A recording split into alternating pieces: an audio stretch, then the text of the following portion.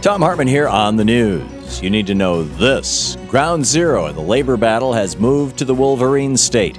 In a sudden move on Thursday, Michigan's Republican Governor Rick Snyder called on his allies in the state legislature to immediately introduce and pass a right-to-work-for-less law in that state. These laws have been passed in a number of states around the nation, allowing union members to opt out of paying union dues, which cripples organized labor and turns workers against each other. Aided by support from the Koch brothers-funded AstroTurf group Americans for Prosperity, Republicans in the Michigan State House and Senate did as they were told and approved the legislation. Outside, amid massive labor protests, 8 people were arrested. For procedural reasons, Governor Snyder won't be able to sign the bill into law until early next week. Michigan will then join Indiana as only the second state in America's manufacturing belt to have joined states like Alabama and Mississippi in screwing their workers. Despite what Governor Snyder says about this law and how pro-worker it is, the facts show otherwise. Workers in right-to-work-for-less states earn about $1,500 less than other workers and also earn fewer benefits and are victims of more workplace accidents. Union busters and CEO fat cats are the only winners in a right-to-work-for-less state. The nation is watching to see if the labor movement builds on their victories in Wisconsin and Ohio and takes the fight to Michigan on behalf of working people.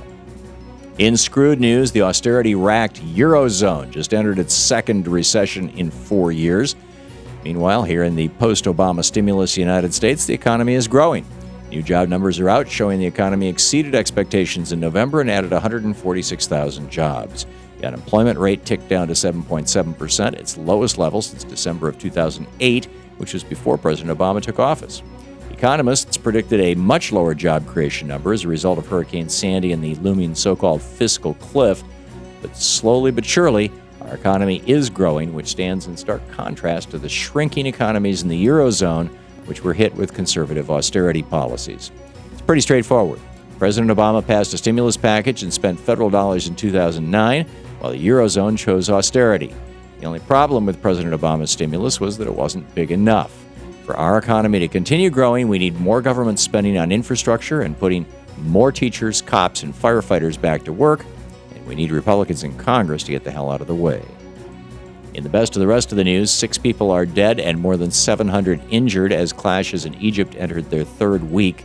In response to Egyptian President Mohamed Morsi's power grab, opponents of the new government have taken to the streets, demanding a second revolution in Egypt.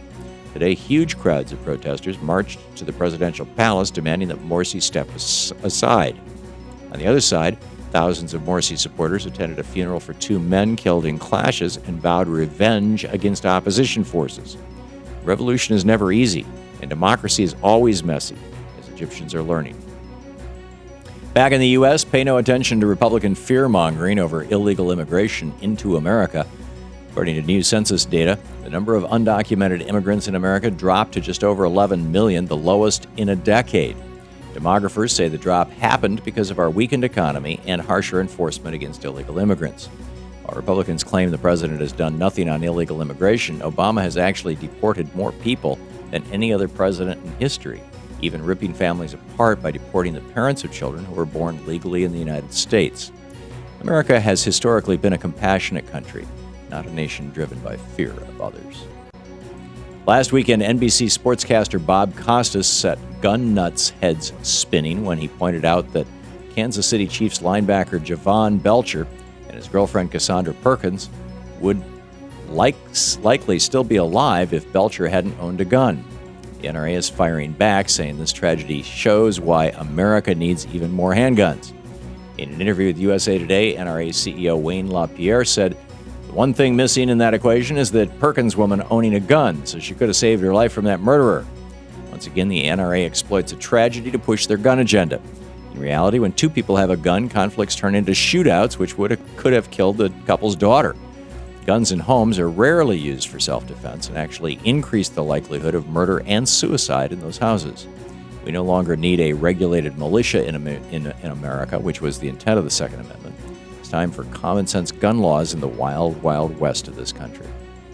And finally, absurdity reigns in the United States Senate.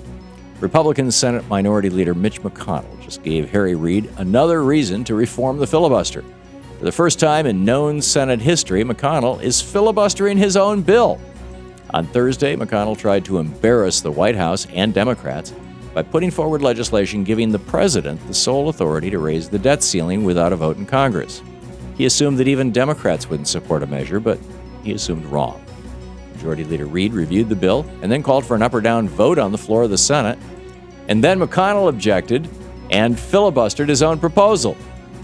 A shocked Senator Dick Durbin took to the floor and said, "I think we've reached a new spot in the history of the Senate we've never seen before. I don't know how the Republicans can say they're not abusing the filibuster after what we saw on the floor today." He's right. Senator Harry Reid may well reform the filibuster and bring sanity back to the Senate. One can hope. And that's the way it is today, Friday, December 7th, 2012. I'm Thom Hartmann on the news.